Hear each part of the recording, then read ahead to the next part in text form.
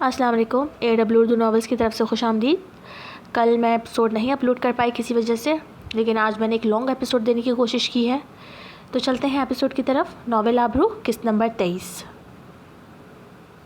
اس نے چھت پر جا کے کال ریسیو کی. نیچے بہت شور تھا. ہیلو، السلام علیکم، وہ بولی. اذلان کو لگا جیسے اس کے کانوں میں کسی نے رس گھول دیا ہو. وعلیکم السلام، اس نے جواب دیا. 2-3 لمحے تک جب وہ کچھ نہیں بولا تو علیزہ نے ہی اسے یاد دلایا. جی، آپ نے کال کی تھی، خیریت؟ ہاں، ویڈیو کال پر آؤ. علیزہ کی پہلی جھلک دیکھتے ہی اس کی بے چین طبیعت کو قرار آ گیا. ہاف کیچڑ میں مخیط بال اور سر پر دوپٹہ جمائے جسے بار بار صحیح کرنے میں اس کی مہندی بھی دکھ رہی تھی. ہار، بندے، انگوٹھیاں، لونگ اور ڈارک لپسٹک. اسے دیکھ کر اذلان کی آنکھیں خیرہ ہو رہی تھیں. ایک سکون سا تھا جو وہ روح میں اترتا محسوس کر رہا تھا. 2-3 منٹ پھر خاموشی کی نظر ہو گئے.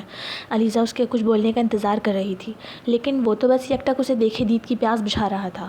بغیر شرٹ کے اندھیرے کمرے میں بیڈ پر نیم دراز. سائڈ ٹیبل پر شراب کی بوتل بھی رکھی تھی، لیکن وہ علیزہ کو نہیں دکھ رہی تھی. ویڈنگ نائٹ والی بھیانک رات کے بعد اذلان نے آج شراب کو ہاتھ لگایا تھا. تیار کیوں ہوئی ہو رات کے اس پہر؟ اذلان نے ہی بات کا آغاز کیا. وہ سب خاندان والے مجھ سے ملنے آ رہے ہیں، جیسے میں حج کر کے آئی ہوں. تو مما نے تیار کروا دیا تاکہ میں سب کو نئی دلہن لگوں.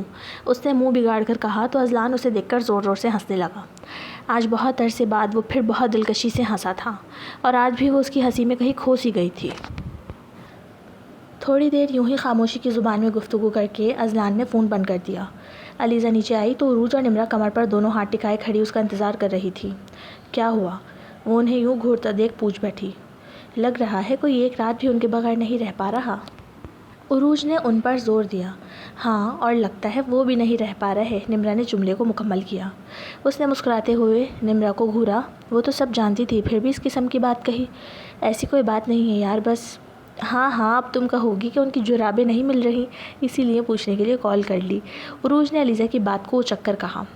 ہٹو یار، پریشان نہیں کرو، بہت نیند آ رہی ہے مجھے. نہ جانے کیوں اسے بہت شرم آ رہی تھی. اتنے تھوڑے سے دنوں میں ہی علیزہ کو AC اور بیڈ کی ایسی عادت ہو گئی تھی کہ ساری رات کروٹ بدلتے گزر گئی، لیکن اسے بالکل نیند نہیں آئی. وہاں اذلان انسومنیا کی وجہ سے کروٹیں بدل رہا تھا یا نہ جانے کس وجہ سے. دونوں اپنی اپنی جگہ بہت بے چین تھے. علیزہ نے موبائل اٹھا لیا کیونکہ ایک دم اس کے ذہن میں اپنی نیند پوری کرنے کے لیے ایک آئیڈیا آیا. سنیں، اس نے اذلان کو میسج کیا. ہاں کہو. فوراً جواب اس بات کی گواہی دے رہا تھا کہ وہ موبائل ہاتھ میں لے کر بیٹھا ہے. میں کل اپنی بڑی بہن کے گھر جانا چاہتی ہوں. اس نے اشاروں میں اجازت طلب کی. ہاں تو جاؤ، مجھے کیوں بتا رہی ہو؟ اس نے چڑھ کر بولا. وہ اکیلا بہت فرسٹریٹ ہو رہا تھا. جی، اس نے رپلائی کیا اور فون رکھ دیا. وہ خوش فہمی کا شکار ہو رہی تھی کہ شاید اسے اذلان واپس بلا لے، اور رات اس کے کال کرنے سے بھی اسے ایک آس سی بندھی تھی، لیکن ابھی اس کے اس طرح جھڑک کر بات کرنے سے وہ آس بالکل ختم ہو گئی. اگلی صبح آئمہ اور علیزہ شائستہ بیگم کے ہمراہ حمدہ کے گھر چلی گئیں. اصل میں حمدہ کے گھر بیڈ اور AC دونوں تھے. علیزہ نے اس کے گھر جا کر سارا دن سونے کا پلان بنایا تھا، جس پر اس نے جاتے ہی عمل درآمد بھی شروع کر دیا. اس کی بہن اور مما اس کے فیوریٹ انڈوں کی بریانی بنانے میں مصروف ہو گئیں، کیونکہ ان کو اندازہ نہیں تھا کہ علیزہ ہمیشہ کے لیے آئی ہے. وہ تو یہ سمجھ رہی تھی کہ اب دوبارہ اپنے گھر جو جائے گی تو نہ جانے کب ملنے آئے. علیزہ حمدہ کے بیڈ روم میں فل AC چلا کر سونے لیٹ گئی. چونکہ دوپہر کا وقت تھا اور دن بھی جمعے کا تھا، تو گھر میں بس یہی 4 خواتین موجود تھیں. حمدہ کا شوہر کام پر تھا. کیا ہو گیا علیزہ، سونے آئی ہو کیا بہن کے گھر؟ مما نے اسے کچن سے ہی آواز لگا کر لتاڑا. جی مما، سونے کی وجہ سے ہی آئی ہوں، اس نے ڈٹائی سے جواب دیا. آدھے گھنٹے کی محنت کے بعد ذرا اس کی آنکھ لگی، جبکہ شائستہ بیگم ہر تھوڑی دیر میں اسے وہیں سے کچھ نہ کچھ بول رہی تھی. اتنے میں دروازہ بجا. وہ نیم غنودگی میں تھی. یہ وہ حالت ہے جس میں انسان نہ مکمل سویا ہوتا ہے نہ جاگا ہوا. نیند کی اس کیفیت میں اسے اپنے ارد گرد کسی خوشبو کا احساس ہوا.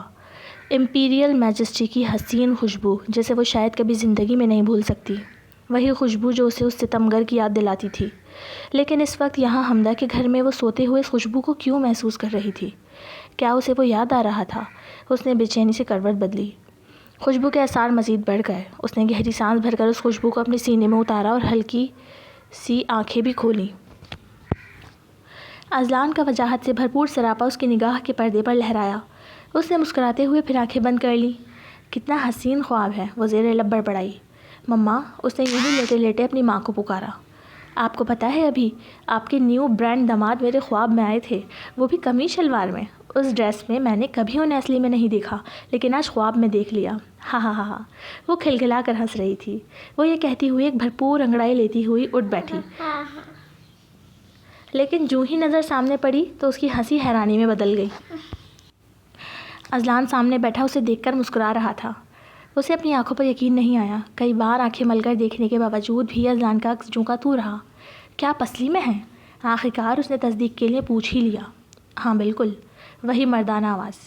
وہ ہڑبڑا کر بیڈ سے نیچے اتر گئی۔ تھوڑی دیر پہلے شائستہ بیگم نے ہی آئمہ علیزہ کو بکتے جھکتے جا کر دروازہ کھولا تو کیا دیکھتی ہیں، سامنے اذلان کھڑا ہے، لمبا چوڑا بلیک قمیص شلوار میں بھرپور وجاہت کے ساتھ۔ ماشاء اللہ، ان کے منہ سے بھی ساختہ ہی دعا نکلی۔ السلام علیکم۔ وعلیکم السلام بیٹا، آؤ آؤ۔ علیزہ، انہوں نے وہیں سے صدائیں لگائیں۔ بیٹا اگر ہمیں پتہ ہوتا کہ آپ آؤ گے تو ہم حمدہ کیا نہ آتے۔ علیزہ کا دل کر رہا تھا یہاں آنے کا۔ ایسا کوئی مسئلہ نہیں، اس نے مجھے بتایا تھا کہ وہ یہاں آئے گی۔ ہے کہاں وہ؟ ارے جب سے آئی ہے ایسی کھول کر بیڈ پر پڑی سو رہی ہے۔ آپ بیٹھو، میں پانی لاتی ہوں اور اسے بھی اٹھا کر بھیجتی ہوں۔ نہیں، آپ اٹھائیں نہیں اسے، مجھے بتائیں بیڈ روم کہاں ہے۔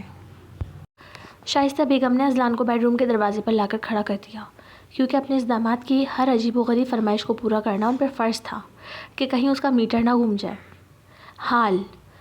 آپ یہاں؟ وہ بس اتنا بول پائی۔ ہاں میں یہاں، کیوں کیا میں نہیں آ سکتا؟ نہیں، میرا مطلب جی آپ آ سکتے ہیں۔ وہ بری طرح بوکھلا گئی تھی۔ ریڈی ہو کر باہر آ جاؤ، گھر جا رہے ہیں ہم، وہ کہہ کر باہر چلا گیا۔ گھر؟ کیا وہ میرا گھر ہے؟ علیزہ کی آنکھوں میں ایک دم سے نمی چمکنے لگی۔ ہر لڑکی کو اپنا گھر بنانے کا شوق ہوتا ہے، علیزہ کو بھی تھا، لیکن اس کے نصیب میں عام لڑکیوں جیسی نہ خوشی تھی نہ غم۔ اذلان نکلا اور حمدہ کمرے میں آئی۔ چلو اب میں تمہیں تیار کروں گی۔ ویسے بھائی جان کو ایک دن صبر نہیں ہوا؟ تم لوگوں کو کچھ زیادہ ہی شوق نہیں ہو گیا مجھے تیار کرنے کا؟ اور مجھے نہیں پتا کہ کیوں ٹپک گئے ہیں وہ آج ہی۔ یار اصل میں اذلان بھائی جان تم سے 100 ٹائمز زیادہ خوبصورت ہے نا، اسی لیے ہم چاہ رہے ہیں کہ میک اپ کر کے ہی صحیح، کم از کم تم ان کے ساتھ اچھی تو لگو۔ ہاں ہاں ہاں ہاں، ویری فنی، ایسا لگ رہا ہے تم میری نہیں ان کی بہن ہو۔ حمدہ نے باتیں کرتے کرتے اپنا ہی ایک بری کا جوڑا نکال کر اسے پہننے کو دیا اور اس کے میچنگ کا نفیس سے ہار بندے کا سیٹ پہنایا، اور بس کاجل، مسکارا اور لپسٹک لگا کر بالوں کو ہیئر اسٹائل بنانے لگی۔ رہنے تو حمدہ، انہیں میرے بال کھلے ہوئے پسند ہیں، بے ساختہ اس کے منہ سے نکل گیا۔ وہ بول کر خود حیران ہو گئی تھی کہ میں یہ کیا بول گئی۔ واہ بھائی واہ، آگ تو دونوں طرف برابر لگی۔ لگتا ہے علیزہ میڈم کا مرد مارو پن ختم ہو گیا ہے اب۔ حمدہ اسے اکثر مرد مارو عورت کہا کرتی تھی، اس کی تیز اور جلالی طبیعت کی وجہ سے، اور علیزہ ہمیشہ چڑ جاتی تھی، لیکن آج وہ بالکل نہیں چڑی، بلکہ وہ تو ہنس رہی تھی۔ حمدہ نے اپنے شوہر اور شائستہ بیگم نے سلیم صاحب کو کال کر کے گھر بلوا لیا تاکہ جاتے ہوئے علیزہ ان سے مل سکے اور اذلان سے بھی دونوں کی ملاقات ہو جائے۔ بہت خوشگوار ماحول میں دونوں نے کھانا کھایا۔ گھر کے لیے نکلتے نکلتے انہیں 7 بج گئے۔ سارا راستہ خاموشی سے کٹا۔ وہ عجیب کشمکش میں مبتلا تھی، کیونکہ اذلان تو اس کی طرف دیکھ تک نہیں رہا تھا۔ پہلے ایک ہی دن میں اسے واپس لینے آ جانا، پھر بیٹھ کر اسے سوتے ہوئے دیکھنا، پھر ابھی نظر بھر کے بھی نہ دیکھنا، اس کی سمجھ سے باہر تھا۔ اسے ڈر لگ رہا تھا کہ کہیں کوئی غلطی تو نہیں۔ گاڑی انصاری مینشن کے پورچ میں داخل ہوئی تو اذلان سیدھا اپنے روم میں چلا گیا اور علیزہ اپنے روم یعنی گیسٹ ہاؤس میں۔ کیا کروں؟ تھینک یو کیسے بولوں انہیں؟ ڈائریکٹ جا کر بول دوں کیا؟ علیزہ اذلان کا شکریہ ادا کرنے کا سوچ رہی تھی، کیونکہ صرف ایک اس کے اچھے رویے کی وجہ سے علیزہ کی عزت میں بہت اضافہ ہو گیا، اور تو اور اس کے ماں باپ بھی پرسکون اور خوش ہو گئے۔ لیکن اسے کوئی آئیڈیا نہیں آ رہا تھا۔ وہاں اذلان کو اپنے اس بے خودی پر غصہ آ رہا تھا، جس کی وجہ سے وہ علیزہ کے سامنے کمزور پڑ کر اسے واپس لے کر آ گیا۔ یہی وجہ تھی جو نہ وہ اس کی طرف دیکھ رہا تھا نہ کوئی بات کی، کہ علیزہ کو اندازہ نہ ہو جائے وہ اسے کتنا مس کر رہا تھا۔ اذلان اپنی اس کیفیت کو سمجھ نہیں پا رہا تھا۔ وہ اس چیز کو بھی تسلیم نہیں کرنا چاہتا تھا کہ اس کی زندگی میں علیزہ کی کوئی اہمیت ہے۔ رات کے 11 بج رہے تھے۔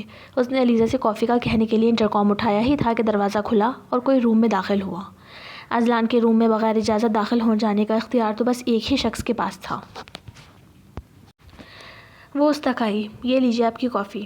اس نے اذلان کو کافی کا کپ پیش کیا، جبکہ وہ تو بس آنکھیں پھاڑے اسے دیکھ رہا تھا۔ ایک تو وہ آج اس کے کمرے میں بنا بلائے خود آ گئی تھی، اوپر سے اس کی تیاری، بلیک ڈیپ گلے کی شارٹ شرٹ، ٹراؤزر میں بلڈ ریڈ لپسٹک لگائے، سارے بال کھول کر ایک طرف کے کندھے پر ڈالے، ناک میں سونے کی لشکاریں مارتی لونگ پہنے۔ اس نے اذلان کو چاروں خانے چت کر دیا تھا۔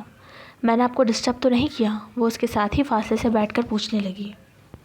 اذلان جو یکٹک اسے دیکھ رہا تھا ایک دم اس کی آواز پر ہوش میں آیا، گلا کھنکار کر سیدھے ہو کر بیٹھتے ہوئے بولا، نہیں، ابھی میں کافی کے لیے تمہیں بلانے ہی والا تھا۔ جی، وہ نظریں جھکائے انگلیاں مروڑتے بہت ہی نروس اور کنفیوز لگ رہی تھی۔ اچانک ہی اذلان نے آگے بڑھ کر اس کی ناک کی لونگ کو چھوا اور پوچھا، یہ کیا ہے؟ اذلان کے یوں اسے چھونے پر وہ جی جان سے کانپ گئی۔ وہ مما نے زبردستی پہنا دی تھی، کیونکہ شادی شدہ عورتیں یہ پہنتی ہیں۔ اگر آپ کو نہیں پسند میں بھی اتار دیتی ہوں۔ وہ دونوں ہاتھوں سے ناک کو پکڑ کر لونگ کو اتارنے لگی۔ پہنے رہو۔ اذلان نے اس کے ہاتھ پکڑ کر نیچے کر دیے۔ اس کے لونگ کے لشکارے میں تو اذلان کی نگاہیں الجھ کر رہ گئی تھی۔ بیٹھو ابھی تم، میں آ رہا ہوں۔ اذلان کا فون بجا تو وہ کال سننے ٹیرس پر چلا گیا۔ Come on Aliza, you can do it. Aliza ہمت سے کام لو، تم یہ کر سکتی ہو۔ اس نے اپنے آپ کو اپنے آگے کے لائے عمل کے لیے ہمت دلائی۔ پھر اذلان جیسے ہی کمرے میں آیا وہ فوراً بولی، آپ تھک گئے ہوں گے، میں آپ کو ہیڈ مساج دے دوں کیا؟ ہیں؟ کیا کہا؟ وہ سمجھا اسے سننے میں غلطی ہو گئی۔ Head massage? وہ کافی لمبا سفر تھا نا، آپ تھک گئے ہوں گے تو میں نے سوچا آپ کو اچھا لگے گا۔ اس نے اذلان کو خاموش دیکھ کر تفصیل بتائی۔